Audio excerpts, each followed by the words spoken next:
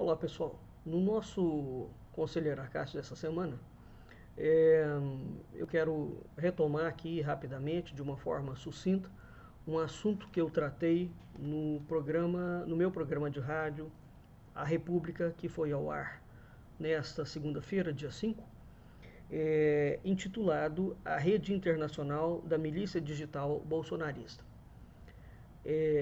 Essa semana eu comecei esses programas, vão ser 3 programas seguidos, sobre um artigo que foi de Breno Pires, que foi publicado na revista Piauí, agora de dezembro, que fez um levantamento extremamente interessante sobre o funcionamento da milícia digital bolsonarista, né? Então, evidentemente que aqui eu estou falando dando somente um pequeno recorte, e recomendo que vocês fiquem atentos à divulgação dentro deste canal para os vídeos, né? As aulas que vão sair sobre a temática, onde eu leio o texto e eu faço comentários sobre ele. Deixa eu pegar aqui o texto. Esse artigo, chamado Os Negócios, o Show de Jair, como o PT enfrentou a milícia digital bolsonarista, né? Esse artigo é um artigo muito interessante, porque ele fala de uma estratégia que o PT adotou, não é, para combater, digamos, a milícia digital bolsonarista e, ao mesmo tempo, para fazer essa explicação, ele dá alguns detalhes no artigo. Eu quero destacar especificamente alguns poucos detalhes. Durante muito tempo, há muitos anos atrás, tem vídeos, aulas minhas aqui, tem posts que eu publiquei no Facebook, eu expliquei como funcionava aquilo que no comunismo se chamava de desinformácia, né? E como que no comunismo funcionava o engajamento dos intelectuais. Quer dizer, uma coisa é a teoria do comunismo e dos governos de esquerda. Outra coisa é como é que eles arregimentam as massas, né? Então existia, a coisa funcionava através de uma dialética, digamos assim. O comunismo em si é uma teoria, né, que não foi criada, foi criada e no século XX ela foi implementada. Os governos de esquerda, vamos dizer os governos de esquerda de uma forma geral, ele é uma teoria. Essa teoria foi criada por autores específicos e encampada para dentro do campo político. Então, primeiro ela é criada fora do espectro político, depois ela é trazida para dentro do espectro político. Evidentemente que os indivíduos que criam teorias, sejam eles de quais campos forem, à direita ou à esquerda, não estão, via de regra, dentro do espectro político. São intelectuais que estão fora. Então, aquelas teorias são criadas e elas são lançadas dentro do espectro político. No comunismo, isso era feito articulando duas frentes. Eu já escrevi muito sobre isso. Uma frente era a chamada frente dos intelectuais orgânicos. A outra era a frente dos intelectuais engajados, né? Como é que funciona isso? O intelectual orgânico é aquele intelectual que elabora a teoria, né? E ele não se encarrega de transformar aquele conteúdo teórico, que via de regra é muito pesado, né? Ele não se encarrega de transformar aquele conteúdo em algo palatável. Então, quando você vai apresentar uma teoria muito densa para o público, você precisa de alguém que faça a tradução dessa teoria, vamos dizer assim, né? É como um atravessador. Você precisa de um atravessador que mastiga partes essenciais da teoria, aonde você deseja fazer com que a teoria colocada no meio da massa, ela surta algum efeito, evidentemente, um efeito sempre de controle. Então, para isso, você precisa de outro tipo de membros dentro daquela equipe, que não são os intelectuais criadores da teoria. Aqui é que entram os intelectuais engajados, né? Naquela altura do comunismo, os intelectuais engajados eram intelectuais de cinema, de televisão, de teatro, da literatura, professores universitários, enfim, pessoas que tinham algum tipo de influência, que eram conhecidos do público e que tinham algum tipo de influência dentro do público. Pronto. Essa é a lógica. Porque essa gente vai pegar aquela teoria, então você tem uma central intelectual que elabora a teoria, e você tem, que são os intelectuais orgânicos, e você tem os intelectuais engajados, né? Então, esses intelectuais engajados é aquela gente que é conhecida do público, né? E que terá a função, portanto, de pegar aquela teoria extremamente densa, mastigar aquela teoria e apresentá-la de uma forma leve, de modo que ela possa ser absorvida e repetida. Tá bem? Bem, no programa de rádio de segunda-feira, eu expliquei que dentro da história do Ocidente, nós tivemos 4 grandes momentos históricos de revoluções que utilizam uma mesma linguagem, mesmos símbolos e um mesmo arcabouço para criar revoluções e para mudar os esquemas de poder. Então, os movimentos revolucionários do século XVIII, né, em trajetória histórica, os movimentos revolucionários do século XVIII, depois nós temos o liberalismo, né, econômico, depois nós temos o comunismo, e nós estamos tendo já há mais de 30 anos, desde o período do Reagan, há mais de 30 anos, os movimentos revolucionários da chamada extrema-direita, que é aquela direita que absorveu conceitos da esquerda. Bem, com relação aos conceitos de direita e de esquerda, eu também já falei muito sobre isso e já mostrei, inclusive, já publiquei, inclusive, os nomes dos intelectuais que vêm fazendo trabalhos desde a década de 60, onde os conceitos de direita e de esquerda alteraram-se radicalmente. Então, ainda no Brasil, a incultura nacional brasileira continua falando de direita e de esquerda com aqueles conceitos da Revolução Francesa. Esses conceitos não existem mais há muito tempo, em nenhum lugar do mundo, né? Mas especificamente a partir da década de 60, começou a ser gestada uma coisa diferente. Bem, com a queda do Muro de Berlim, nós temos uma outra mudança. É claro que a gente está diante de uma mudança em escala internacional no mundo inteiro. Existe um redesenho da geopolítica mundial, tá? E evidentemente que essas leituras são sempre muito profundas, são sempre muito complexas de se fazer, mas elas existem. O Brasil não está desinserido do contexto mundial.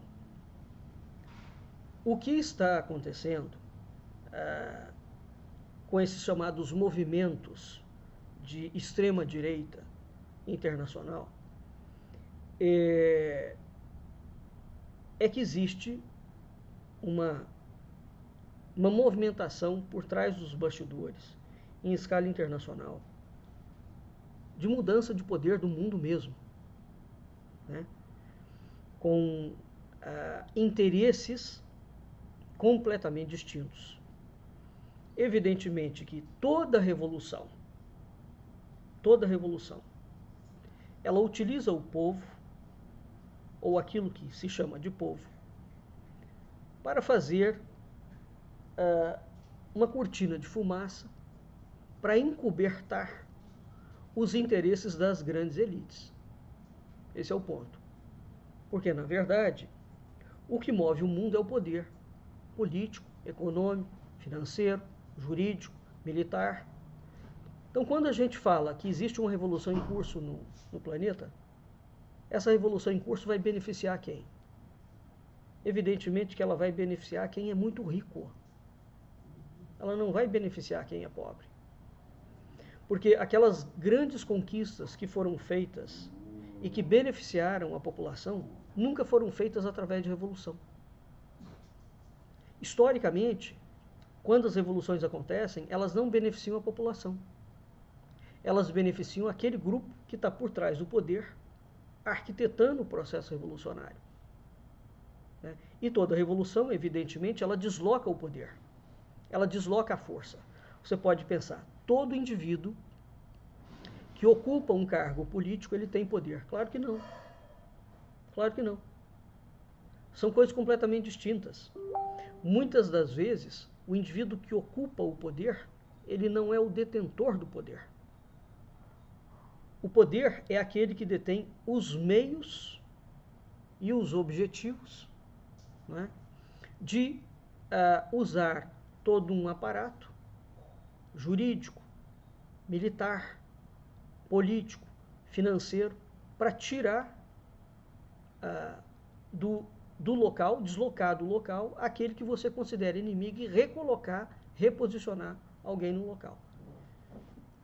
Via de regra, os indivíduos mais ricos do mundo, eles não ocupam cargo de Estado, cargo político. Nenhum deles ocupa. Ninguém nunca ouviu falar que um Rothschild está ocupando o governo da França ou o governo da Alemanha. Então, de fato, os indivíduos que são ricos, e mais do que ricos, que detêm o poder, são aqueles indivíduos que estão por fora. Dentro do espectro político, você tem gente que está ali e mantém-se ali, porque, por alguma razão ou outra, ele favorece a essa elite. De uma forma ou de outra, seja no espectro à direita, seja no espectro à esquerda. Pois muito bem, o que acontece? No caso, por que eu estou tornando a falar de Bolsonaro? Bem, ele ainda é o presidente da República.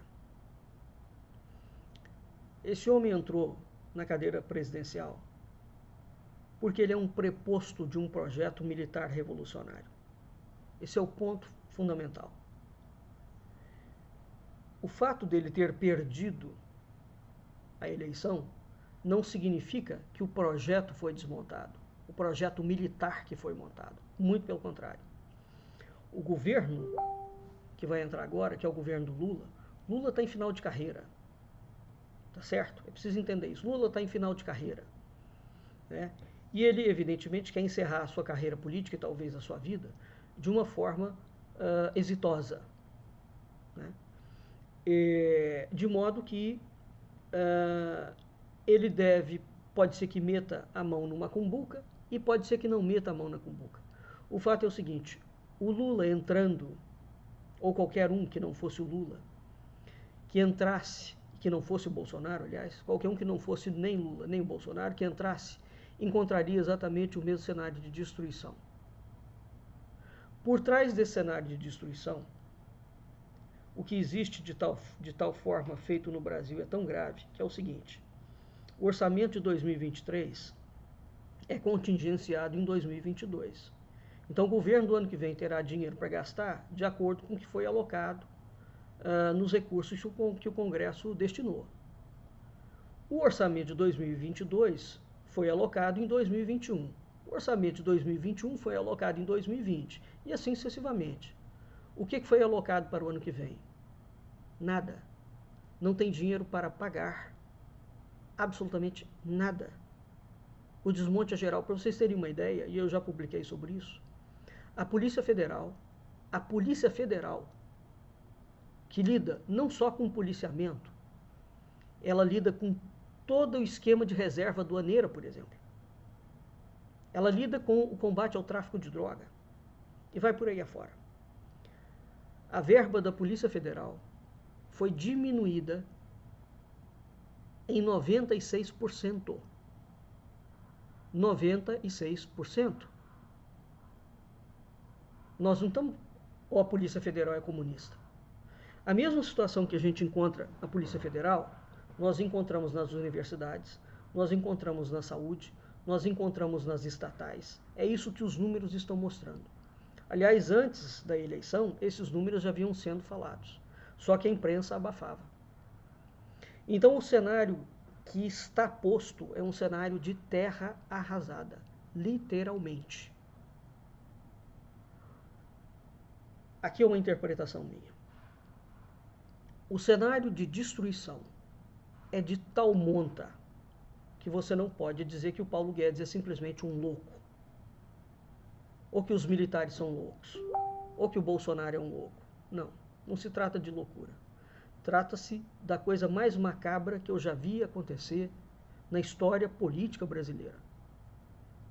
Você tem um dinheiro, a nação tem dinheiro, esse dinheiro é todo retido. E não existe como manter as estruturas que são do Estado, como a Polícia Federal, como os militares, como os funcionários públicos.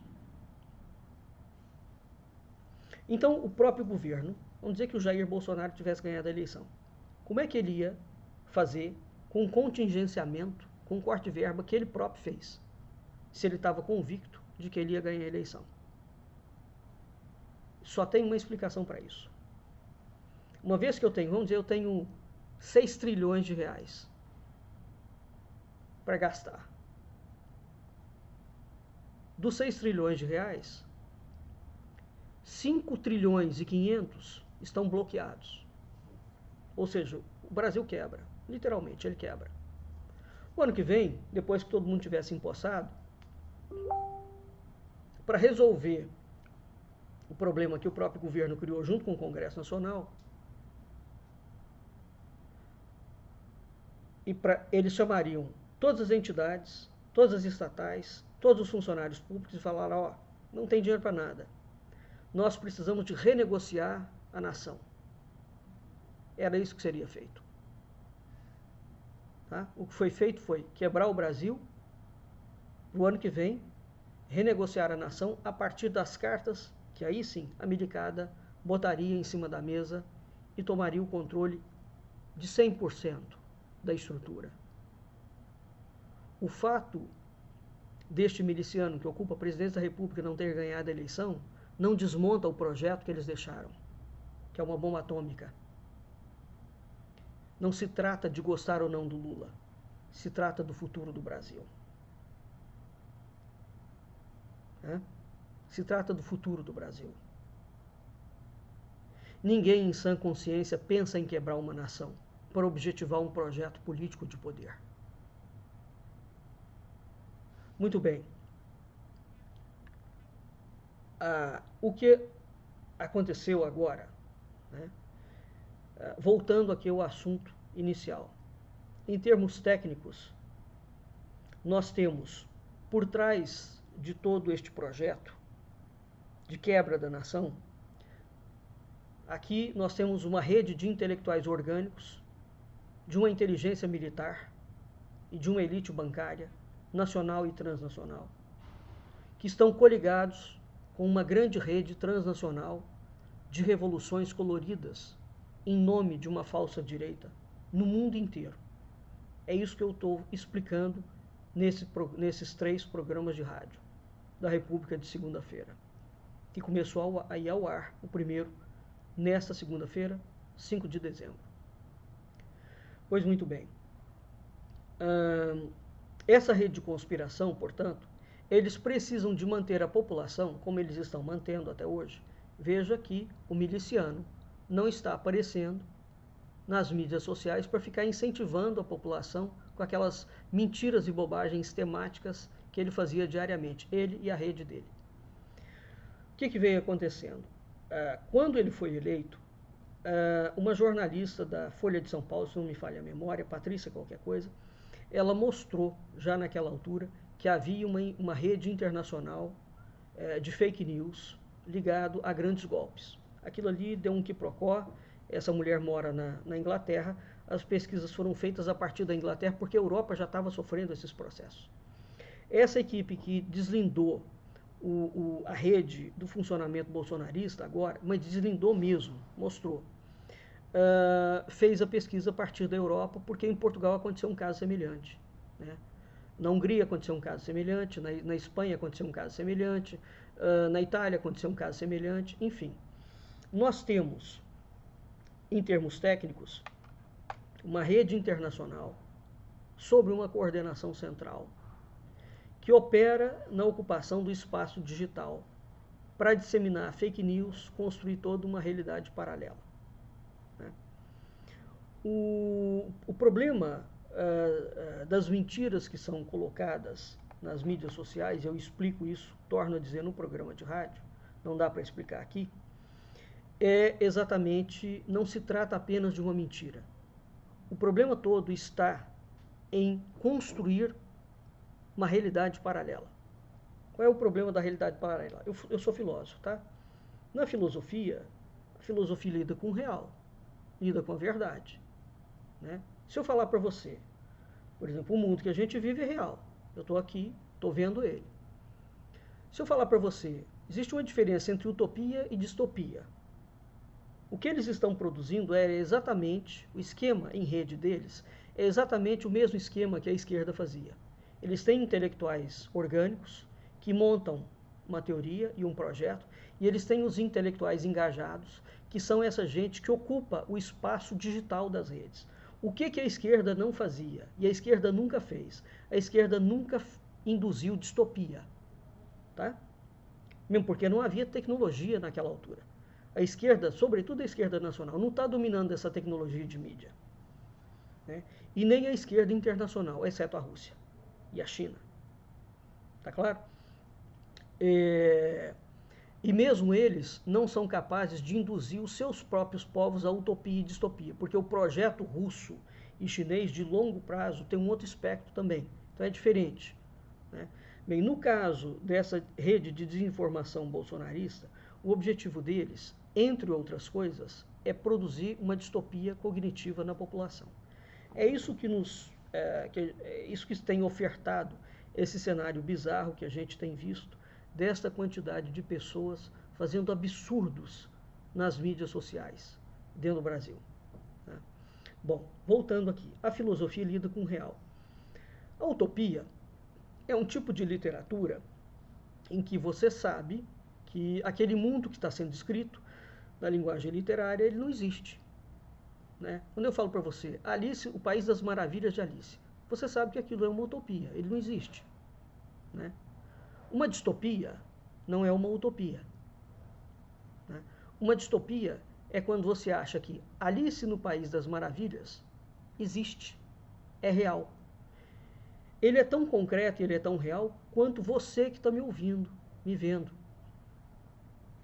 Então, essa rede de operação da falsa direita internacional, para eles alcançarem os objetivos de tomada de poder, eles precisam promover distopia no mundo. É um projeto de destruição do mundo. O que faz a distopia? Veja, a distopia, em primeiro lugar, que ela aceita como dado de realidade aquilo que não existe, sob nenhum aspecto. É isso que é preciso entender. A distopia não é a utopia. Então, a realidade distópica, ela vai dizer o seguinte: existe o mundo de Alice no País das Maravilhas, todos nós estamos vivendo no mundo, o Brasil não é o Brasil é o mundo do País das Maravilhas. Agora, este Brasil que dizem que existe, que a esquerda inventou, etc., tal, eles têm que criar um demônio, um bode expiatório. Esse Brasil que dizem que existe, ele tem que ser destruído. Então é uma condição sine qua non da realidade distópica, do argumento da rede de falsa direita, da forma como eles utilizam as mídias, a destruição do real, do mundo verdadeiro, para inserir neste mundo verdadeiro um mundo irreal. Aí você fala, mas isso é uma loucura, como é que ele vai inserir o mundo de Alice no País das Maravilhas no mundo concreto? Ele não vai inserir porque, de fato, é irreal. Mas o objetivo não é inserir, o objetivo é preparar a pessoa, fazer elas desestabilizarem as estruturas civis e de Estado, para que, a partir desta desestabilização e desta histeria coletiva, que é dificílima de ser contida, ou impossível, dependendo da escala, possa vir as elites que estão manobrando essas coisas por trás e fazer a ocupação.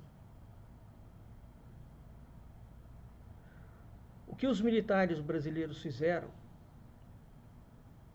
desde o governo do Temer, que foi quando começou o processo, e a herança que eles deixaram, repito, o governo do PT não vai conseguir desmontar. Agora, será preciso lidar com isso. Para concluir, o que eles deixaram montado? A criação de um Estado militar policial, comandado de fato por militares e comandado por banqueiros. Esse é o projeto do Golbery Couto e Silva, chamado de anomia política.